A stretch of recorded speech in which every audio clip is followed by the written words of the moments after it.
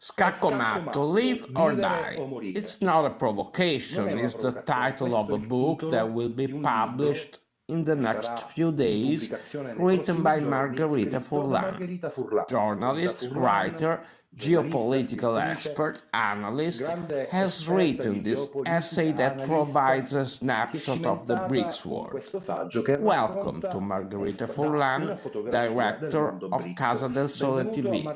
It's a pleasure to have you with us, and I'm very happy that you have published this book that tells us about this world, the world that is coming, the new world that is coming. The first question I have for you is, why did you decide to choose such a title to refer to a world of chess, and yet also gives a sense of tension, of risk that we are taking? First of all, good evening and thank you for this invitation. It's an honor to be here with you. The title is quite emblematic because the BRICS are a multipolar organization. It is customary to say so. Its definition is exactly so. That could change the world, especially with the coming of Donald Trump, as we're witnessing today. It could change the world in many ways. It is not certain that the winners of a possible metaphysical battle that the world is also experiencing may see the BRICS countries or the United States of America or the so-called collective West as the winners.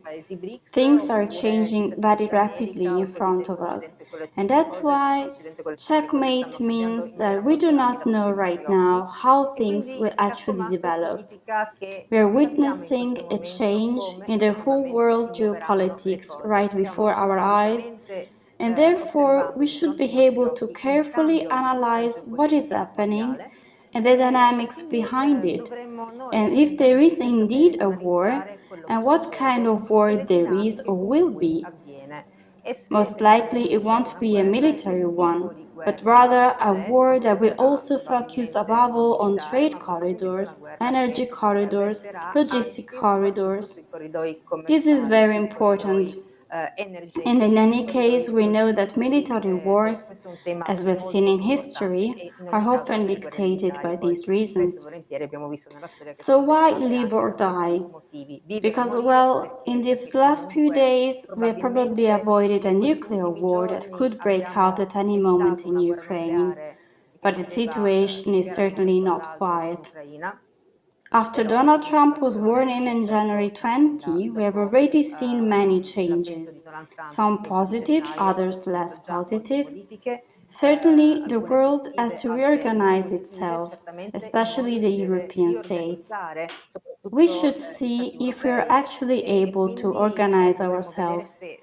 We avoided a catastrophe, but in avoiding it, we must also understand how we want to start living again, or if we want to end it here, especially as far as we European countries are concerned.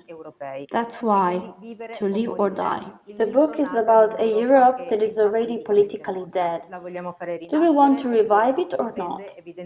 Obviously, it doesn't depend so much on the political class that we don't have, but perhaps it will depend a lot on the intellectuals who can make a difference. They may open a dialogue with the so-called multipolar countries, interact with them, and build a new type of multipolar world that can also include our peoples. One step away from catastrophe, you have voluntarily quoted one of the latest books by Giulietto Chiesa. You actually represent the testimony of a cultural, journalistic and passionate story that Giulietto Chiesa himself has embodied over many years.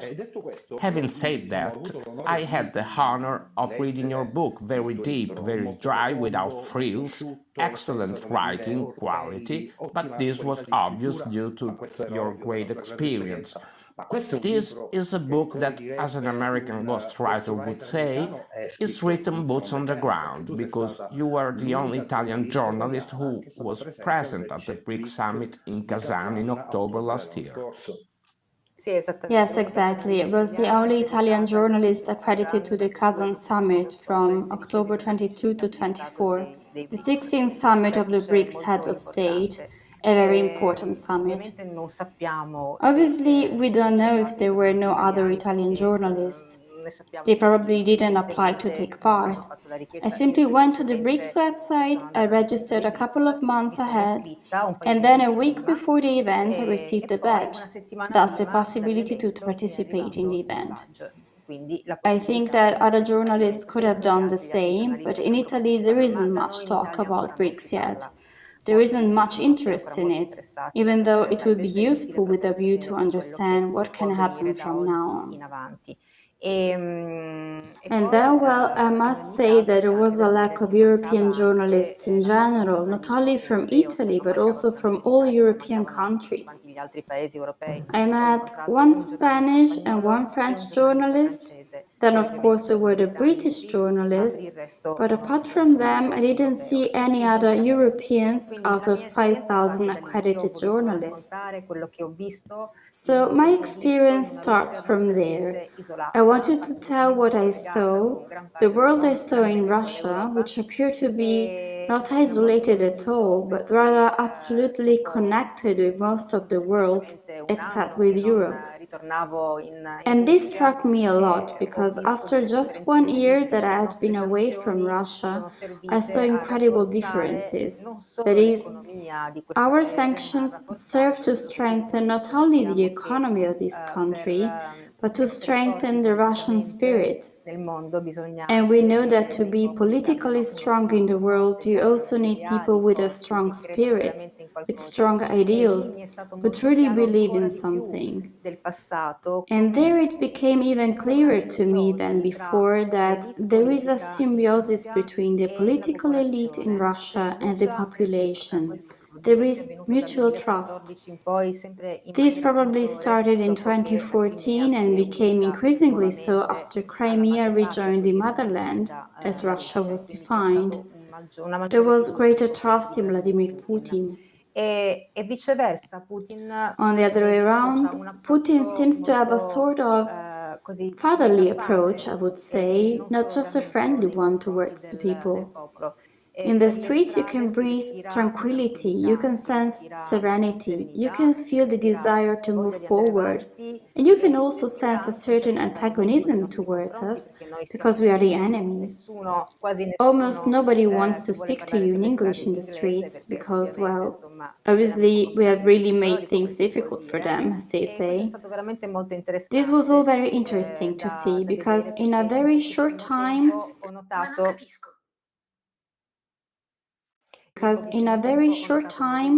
I noticed a very strong evolution in the Russian people. The people feel that they have won something, that they have won a war.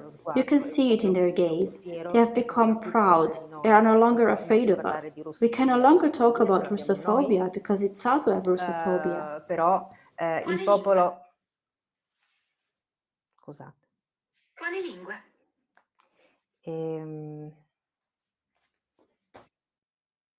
Direct, dear Margherita, and this is a reality. We are addressing a fundamental issue such as geopolitical and the birth of the BRICS world, but there is also a chapter concerning AI, the development of technologies. Now, this intrusion of smartphone into our lives is also a sign, in my opinion. You mentioned a little while ago metaphysics, and there is also a metaphysical vision that we must develop. So it's okay if we were a big mainstream channel, we should probably cut this interruption of the AI from your smartphone. Instead, I think it's necessary to show that we are real, we are genuine, and we don't need to hide our daily action. I didn't mean to interrupt you with this, I hope I've just made you smile. What you were saying about Russian identity is fundamental. There is also a very deep religious significance, the sense of Orthodox Church, of the Fourth Rome, in my opinion. You can feel it. I've never been to Russia. I would have liked to get there several times.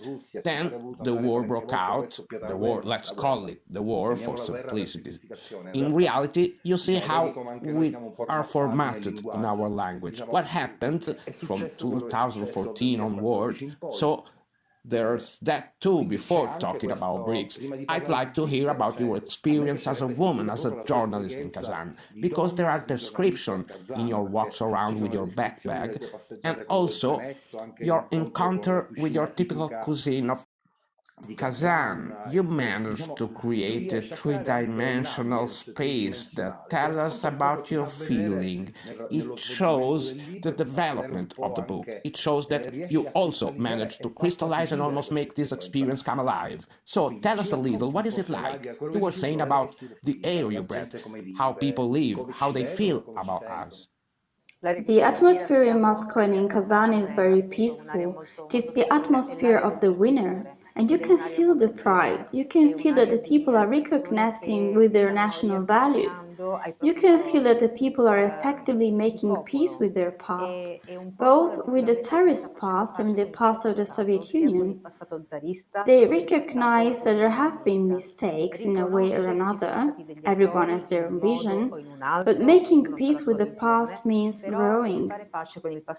In Italy, for example, we have not yet made peace with our past. We still live with the divisions between the so-called right and the so-called left.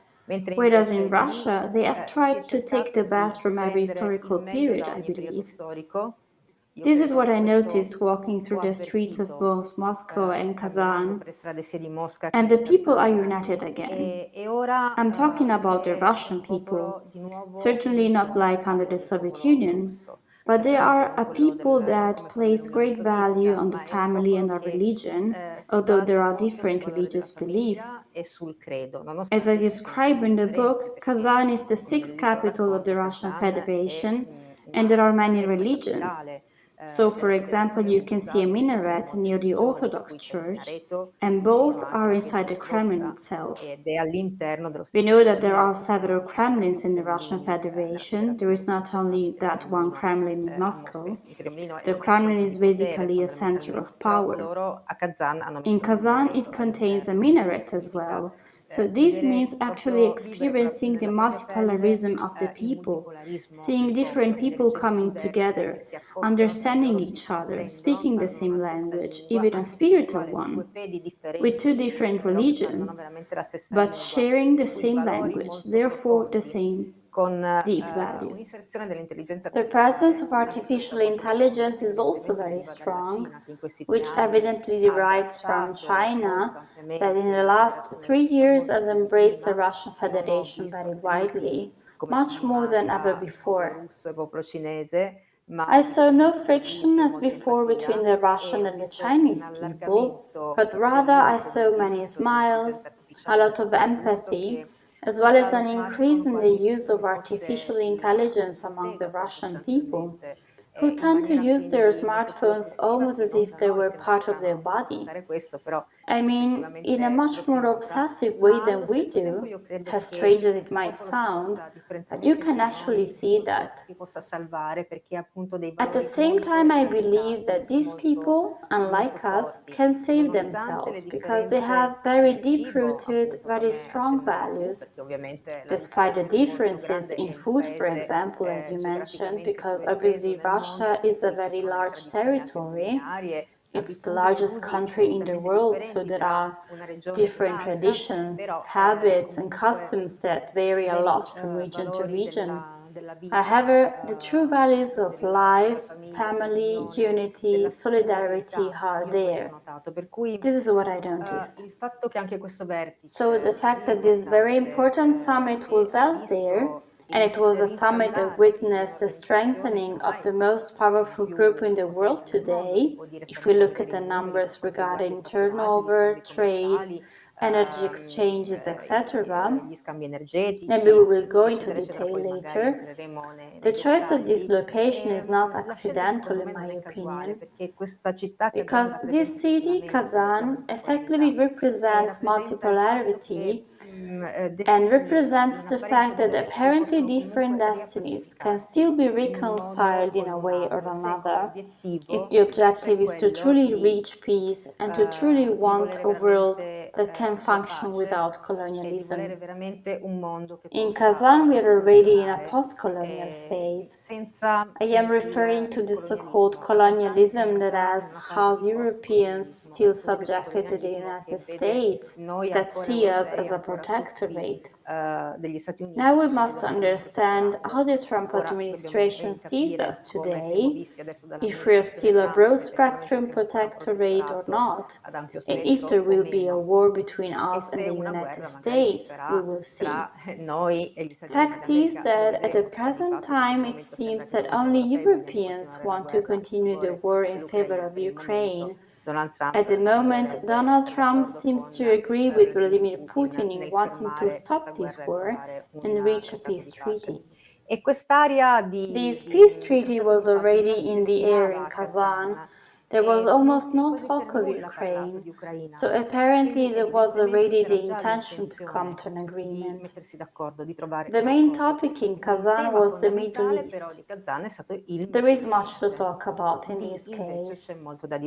It is very important that 35 countries met in Kazan, plus the representative of the United Nations, Antonio Guterres, because clearly the Middle East means a lot to all of us, to all the peoples, states and nations of the world. Kazan was perhaps the right place to talk about it, because Kazan is, so to say, halfway between Asia, the Middle East and Europe, and therefore it was the right place to talk about Eurasia. In fact, Moscow is no longer the capital of a part of Asia, but has become the capital of Eurasia. Thanks to our own sanctions and to Chinese help, Moscow has managed to become completely autonomous in almost all industries, be it the mineral, energy or industrial sectors, as well as in the food industry. This means it has become completely independent from us. We don't count anymore because if we are missing as a market, there are other markets in Asia and on the African continent to make up for us in the so-called global south, and they now count much more than we do. So the Kazan summit was actually a path of mediation, the corridor to be walked in order to be able to achieve peace between peoples, that's for sure. It was also symbolic, you could see the symbols. The summit was held at the Kazan Expo site, which also hosts the airport, as well as the train that takes you to the city, as well as the bus station. So it's a real transport hub, a real international point, basically.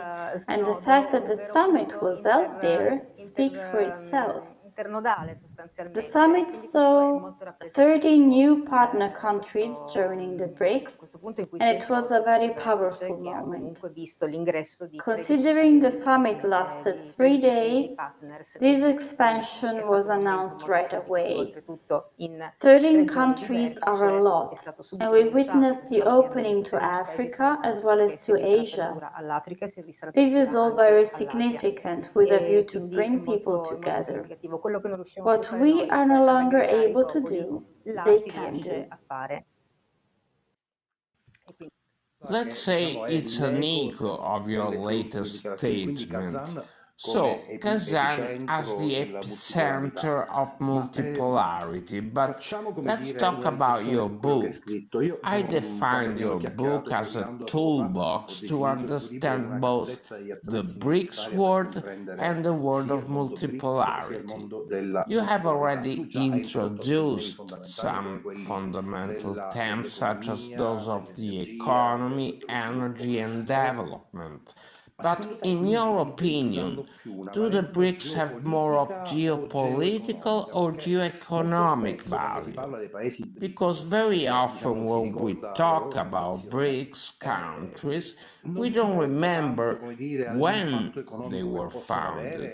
We don't focus enough about the economic impact they can have, the type of relationships they can create in the supply chains of goods.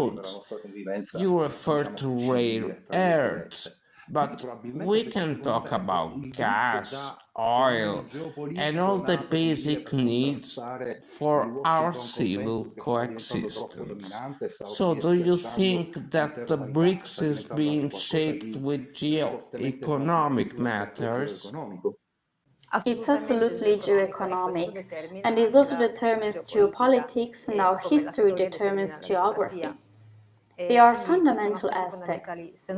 If we consider that in 1990, the G7 countries represented 52% of the world GDP, whereas today they represent only 29.8%, the BRICS countries, 9 countries and 13 partner countries, account today for 49.41% of the world GDP. We can say that we are witnessing something that we absolutely must take into consideration. We cannot deny this reality, neither in Italy, nor in Europe, nor anywhere else. And I believe that the Trump administration is well aware of this. If we also consider China's numbers, China has grown a lot. And therefore, at the moment, China's GDP is it's exceeding United States GDP. As far as manufacturing production is concerned, numbers indicate that China has exceeded production and has also exceeded foreign trade in manufacturing production. It has overtaken the United States in this. So we cannot say that China is the second economic power in the world. It's not even the first one. However, let's say that the United States and China are competing, trying to understand who will become the leading world economic power in this moment. We really need to take this data into account. As far as geoeconomics is concerned, history was made in Kazan indeed. And I wanted to write about this because here in Europe we know nothing about what happened in Kazan, but we must realize that there they talked about energy corridors, they talked about commercial corridors, there was talk of maritime corridors, industrial corridors, the northern route, the Arctic route, the so-called north-south route that has already been defined as the new polar Silk Road. And then there was talk of corridors linking east and west, with Beijing, Moscow and Tehran being the centers of these corridors, a very strong strategic alliance. This alliance can certainly not predefine a military one, but perhaps it's much more important to say that it's a strategic and commercial alliance. It's a mutual defense alliance. Great part of the world trade could pass, and actually does pass, through these three countries. We know that by opening the polar route, the Arctic route, it has already been opened by the way, it's called the Northern Corridor. Today, 42% of the goods that are transported by sea pass through this route that connects St. Petersburg, Beijing, Mumbai and Tehran. So here too Iran is very important, because Iran is the heart of the Middle East. It has Israel as its enemy, and it can open up new routes to Europe and to our so-called Western world. It's important to take this into account. All this was discussed in Kazan. Iran is becoming the new center, the new so-called energy hub of the world, even if it is still under sanctions. Despite the American sanctions, it has managed to sign a very important agreement with India, so that India, starting from May 12 last year, 2024, signed an agreement with Tehran, specifically on the management of the Chabahar port, which is the most important commercial port in Iran that can completely cover the routes that currently pass through the Red Sea. This is very important to stress because the Houthis proved that the Red Sea route could be interrupted, but this one will not. Why is this so important? Because India, due to the sanctions imposed by the Americans on Iran, had remained almost isolated. But Iran is in a very important geographical position, and last year, with the expansion of the BRICS alliance, it had the courage to sign this agreement on the Chabahar port. Unfortunately, on May 19, the two people who signed this agreement, the president of Iran, Raisi, and Iran's foreign minister, died in a helicopter accident. This happened just 5 days after the agreement was signed. Mi se ti interrompo, vedi le coincidenze della vita, no? A coincidence, yes. Maybe this could also mean that talking about these trade corridors is crucial, as these trade corridors can actually change politics. So if the Arctic route leading from St. Petersburg to Mumbai and Tehran is so important and already carries 42% of goods transported by ship, then why can't we understand why Donald Trump is looking at Greenland and Canada? It's pretty obvious, because that's part of the Arctic route, and therefore it's important to take control of that area, given that the BRICS countries are basically taking Africa and the entire global south and can count on the heart of the trade, which is represented by Iran. So in my opinion, this summit was really very important. What we see happening today also stems from there. If there hadn't been the Kazan summit, if there hadn't been an expansion of the BRICS group, if there hadn't been 35 countries plus the head of the UN Guterres as a symbolic presence representing a change, we wouldn't be able to see what's happening right in front of our eyes at the moment. Because obviously when faced with such a strong energy and commercial power, it's clear that on the other side the need arises to take countermeasures, to confront, to return to dialogue. If Donald Trump didn't talk to Vladimir Putin, everything would stop as far as we are concerned. Whereas the possibility for dialogue and for an end of the war also means being able to trade again. Trade is what counts much more. Who owns rare earth? Who owns the minerals? Who owns the cereals? In Kazan, there was talk of opening a cereals exchange because the Russian Federation alone owns 42% of wheat.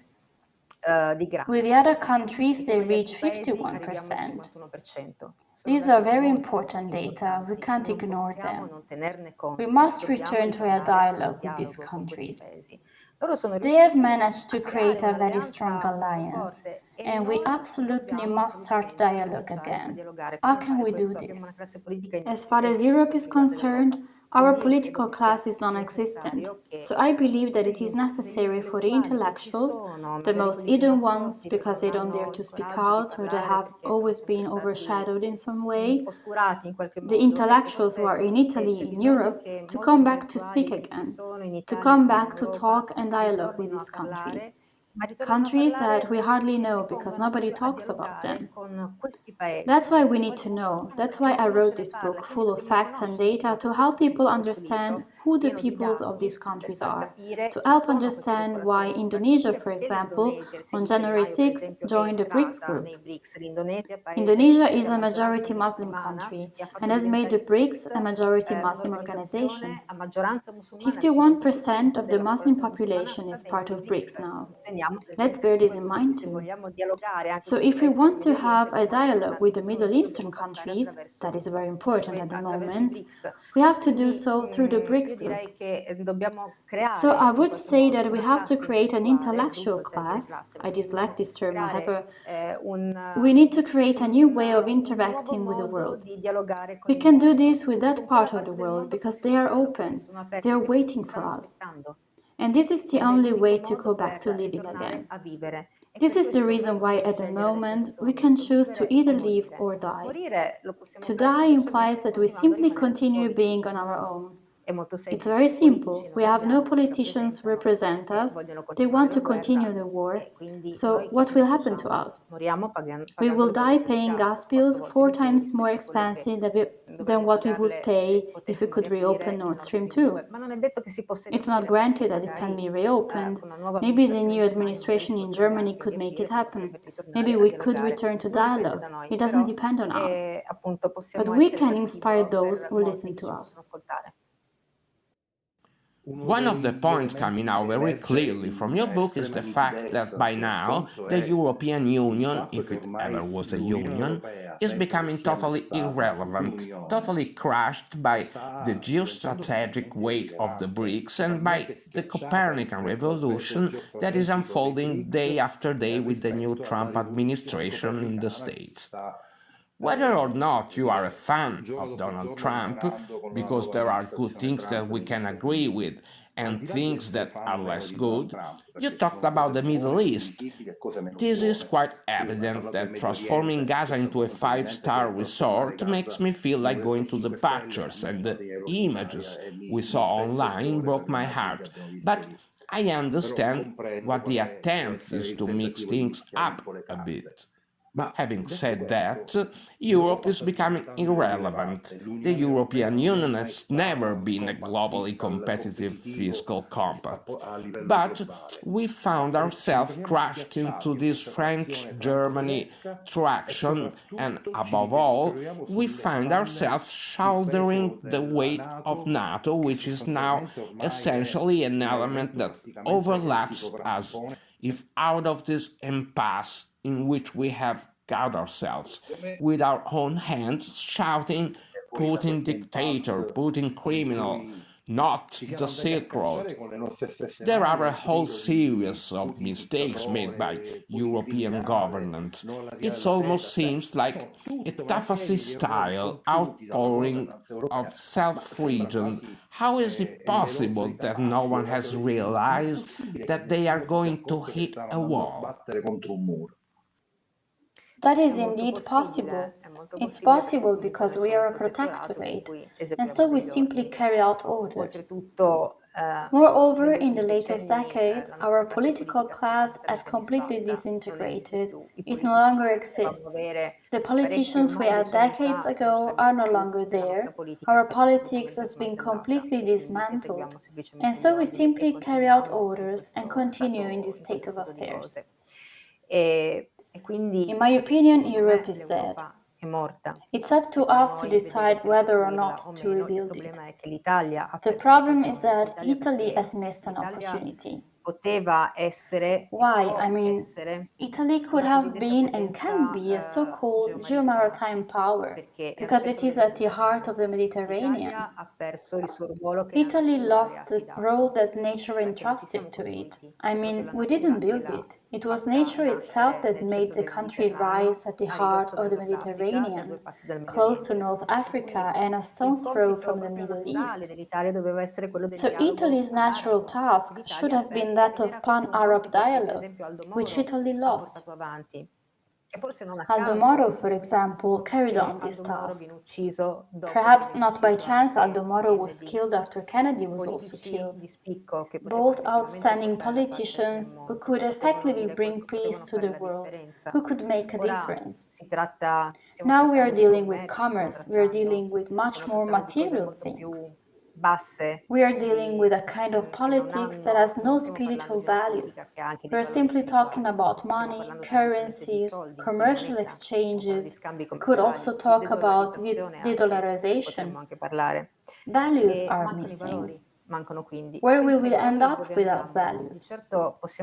Can we resume the dialogue with the countries of North Africa? Can we resume dialogue with Israel? or what's left of Palestine? Can we act as mediators? No, we can't. In fact, the mediators are now China, Saudi Arabia, and Turkey. We can see it now. The talks that took place in Saudi Arabia in the last few days between the United States and Russia, without taking Ukraine and the European Union into consideration at all, are of vital importance. We did not lead them. We didn't even get close to it. This means that we missed an opportunity. We have ports that could be further developed. I'm talking about Trieste, for example, but I also mean Sicily.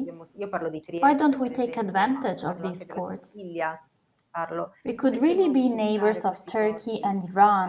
We could have all the gas we want. We could have oil. We could indeed be a power at the center of the world, at the heart of the Mediterranean. This could really make a difference. As I said, the political connection is missing, but intellectuals could maybe say something. We have lived through decades in which we really acted as a counterweight. We engaged with everyone in the Middle East. Why don't we go back there? Of course, I don't mean we should go back to the era of gunboats, no. I mean that even in that phase, even in that unpleasant phase of our history, we nevertheless maintained relations with the countries of the so-called Global South. Now we even lost Libya. We let it be taken away from us. I dedicate 2 chapters to this fact. Italy really missed a chance. Why don't we want to take this opportunity? Now is the time. I mean, even though I don't like Donald Trump that much, as the real risk with Donald Trump is precisely in the Middle East. I mean, we have seen how Iran can be fundamental in the politics of the whole world, and we know well that the Trump administration is instead subsidized by Israeli Zionism, by the Israeli Zionist lobby, so it's clear that Iran is in danger at the moment. We'll see how much Russia and China will be able to defend Iran. We'll see to what extent agreements can be made between the Trump administration and the Putin administration.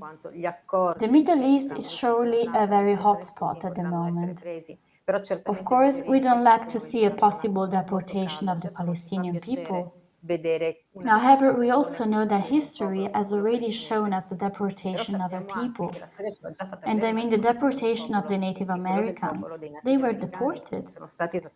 And this is probably what Donald Trump is referring to.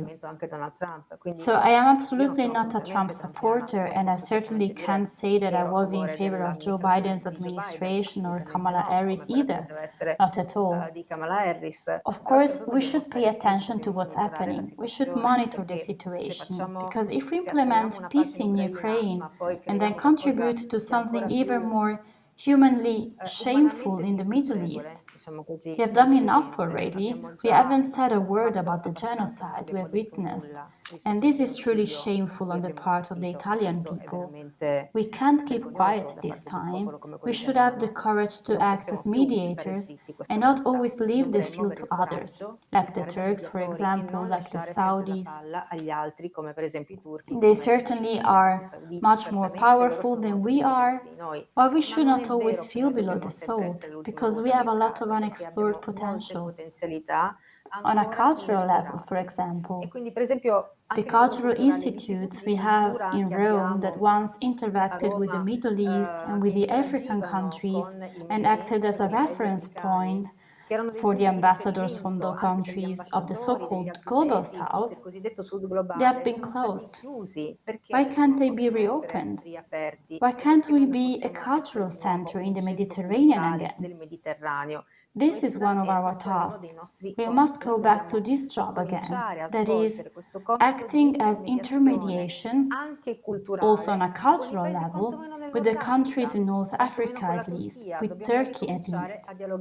We should start interacting again in an active way and say, we count something on this chessboard. We want to have our say. We want to keep on talking. Now, I invite you, Margherita, before ending this very interesting interview, and I hope there will be more after this one, and that you will dedicate some of your precious time to us, I invite you to take part in a little role play. President Trump has declared, as you reminded in your speech, that he would like to annex Greenland and Canada to create this great North American fortress. At this point, it has not substantially legitimized the intervention of such a move, again in terms of assimilating population that are analogous to Russia. Above all, I'll take you another step farther with this very small word. The reasoning of the American administration with regard to Greenland and Canada could not, how can I put it, also with regard to China, exclude the territories that are Chinese for the Beijing government, but that are not properly ruled by Beijing. I'm thinking of parts of Tibet and Mongolia, and above all, I'm thinking of Taiwan. This is a very important point. I believe that the Trump administration's main objective at the moment is to distance China from Russia and thus return to a geopolitical balance that in some way will allow for a dialogue with Russia and then in some way decide whether or not to continue the trade war with China. For sure, what Donald Trump is doing in the Arctic can legitimize many other things, but I believe that first we have to go through Ukraine and then we have to go through the Middle East. Perhaps the real war will be between the United States and China, but I think it will take years. First, we must witness many other changes, including geographical ones, and I truly think that a lot depends on how much we are able to create a dialogue. What has happened, I believe, from the Kazan summit to Trump, is that we have given ourselves a few more years of life, and I really mean this. We have seen the Oreshnik, Vladimir Putin's new supersonic missile, and we know that it could have been used against us if the democratic administration was confirmed. We have really taken ourselves away from that risk at the moment, and dialogue is really the ultimate resource. We have a few more years to build bridges. The concept of the bridge is very important in my opinion. We have seen that Iran can act as a bridge, not only as an energy and commercial hub, but also as a bridge between different populations and cultures. We must be a bridge too. We have the Mediterranean, we have many coastlines. We must be a bridge to be able to communicate with everyone. We should propose peace conferences with the BRICS countries, as well as with other countries on the other side of the ocean, with Great Britain, America. We must not be simply pawns that are used by others. The Chinese situation is surely one to keep an eye on, as is the Middle East, but I believe it will be dealt with at a later stage, and we absolutely must make a difference. How can we make a difference? By being aware of the current situation. If we don't look into it, if we don't study the real energy exchanges, the real commercial exchanges, we won't be able to understand why the world is moving in this way. We will never be able to understand where these statements by Vance come from, where these statements by Donald Trump come from, why we are reaching a peace treaty. We won't be able to understand what's happening. We will think we're just in a great confusion, in a great chaos. But no, this is a period of strong transition, and this transition must also be guided by us, because otherwise it will end badly, first and foremost for us. So this is a transition phase. I think it's too early for us to talk about China now. First, we need to structure ourselves culturally. Sorry, it's too early and too late, because I remind myself and you too that we were the first signatories of the Silk Road. It's never too late because the world is running. It's running very fast. And we are walking. We are walking very slowly. We need to get back up and start running too. These are and will be very fast years. It depends on us. If we can run, if we manage to let our ideas flow, not only through our legs but also through our brains, I believe we have and will have a lot to say, and we can really make a difference, culturally as well. Let's stop thinking that everything revolves around money. Culture also has a lot to offer, and we should be masters in this. We should really start interacting and transmitting our ideas. Let's not think of ourselves as ants. We must think of ourselves as leaders. We absolutely must do this. We are at the heart of the Mediterranean. We should never forget it. If emerging countries such as the BRICS have managed to unite, I'm obviously not talking about the biggest countries such as Russia, China, India, Brazil, and South Africa, which are the leading countries, but if the other small countries have also managed to unite, why shouldn't we succeed with our historical background? Why do we constantly drive ourselves towards suicide? It doesn't make any sense. We have the intelligence to be able to start thinking again. It's really a matter of going back to thinking. We have lost the centrality of the reasoning process. We have lost logic. We have lost our culture. We have lost our identity. I won't trade identity for sovereignism. That would be wrong. Be careful when talking about sovereignism because it can mean many things. We must not lose our identity. We must not withdraw ourselves. We must open up and talk and engage in dialogue and win many battles.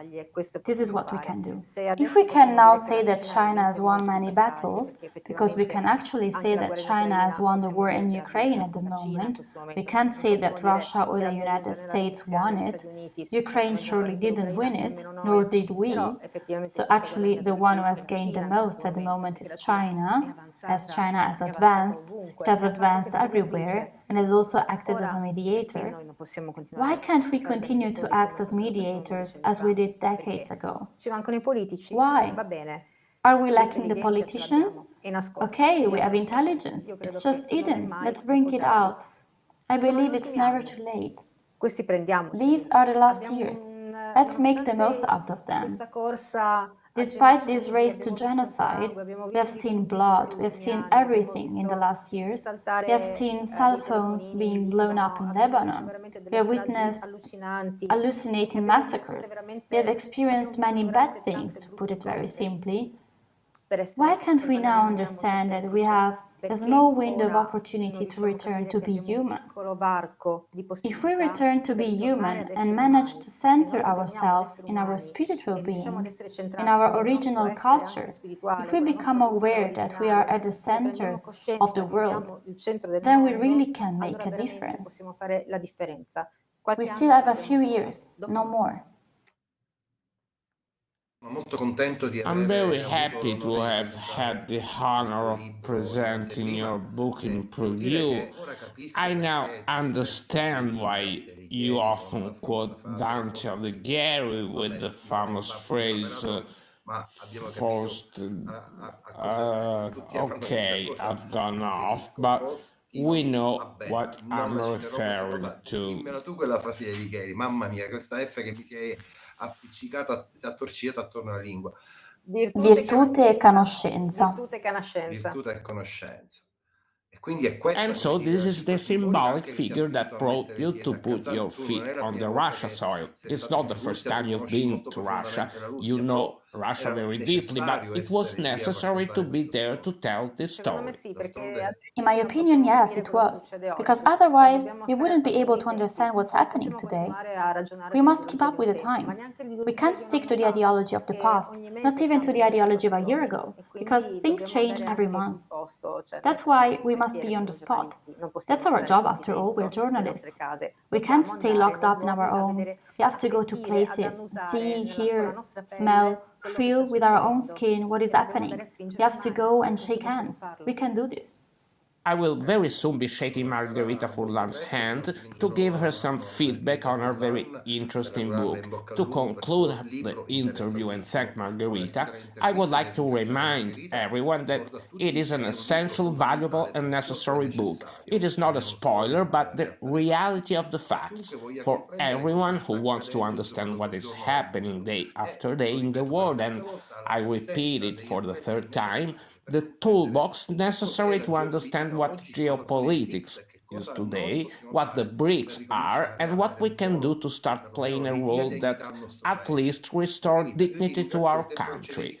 Margherita, thank you for your time, and I hope we can soon meet for the presentation of your book. I remind everyone that it will be in Rome on March 7th. See you all in Rome on March 7th then. Don't miss it. It will be a great celebration in the name of pride in Italian identity. A little rhetoric never hurt. Thanks again and see you soon. In a sovereignist rhetoric.